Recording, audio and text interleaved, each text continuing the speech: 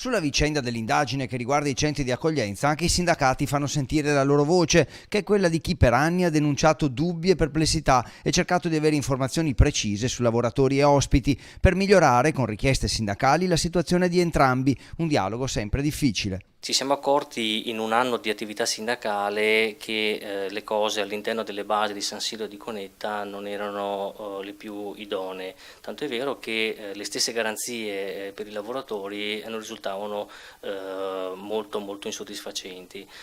Assemblea dopo assemblea abbiamo raccolto decine e decine di segnalazioni. Le segnalazioni arrivate alla CISL riguardavano soprattutto gli orari di lavoro e per questo il sindacato ha avanzato nel corso dei mesi precise richieste alla cooperativa. Secondo il sindacato, in base a quanto ha visto, certamente per i lavoratori non era soddisfacente a livello di ambiente, di condizioni anche di sicurezza e di conseguenza non potevano essere garantite le più idonee condizioni anche di presenza e di permanenza per centinaia e centinaia di richiedenti asilo. Le segnalazioni riguardanti orari di lavoro, contratti, logistica sono state inviate anche alle prefetture di Padova e Venezia. Riguardano circa 150 lavoratori distribuiti in varie province del Veneto. Ci aspettiamo inoltre, rispetto a quanto abbiamo visto in questi giorni, che venga finalmente messa una pietra di certezza per quanto riguarda non solo le condizioni di lavoro e di presenza anche di richiedenti asilo, ma anche perché i tanti dubbi, le tante perplessità che noi in questi mesi abbiamo segnalato